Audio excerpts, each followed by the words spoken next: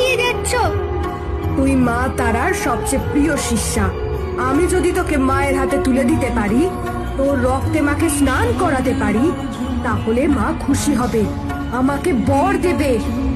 কিন্তু তান্ত্রিক তাকে শক্ত করে ধরে। সে মাটিতে এক বলির আসন তৈরি করে, কুমারীর গলা জোর করে আটকে দেয়। যুগ্রকাষ্ঠ হতে সে প্রচন্ড ঝড় শুরু হয়। মা তারার মূর্তি থেকে আলো বেরিয়ে আসে এবং সামনে স্বয়ং মা তারা আবির্ভূত হন। পাপী, তুই আমার নামে আমারই সন্তানের রক্ত চাইলি। ওর এই অধর্মের জন্য আমি তোকে অভিশাপ দিচ্ছি। না না মা, আমায় ক্ষমা করো, আমি ভুল করেছি। ক্ষমা অন্যায়ের ক্ষমা হয়, কিন্তু পাপের ক্ষমা নেই। পাপের শেষ একটাই, শাস্তি। এরপর এক প্রবল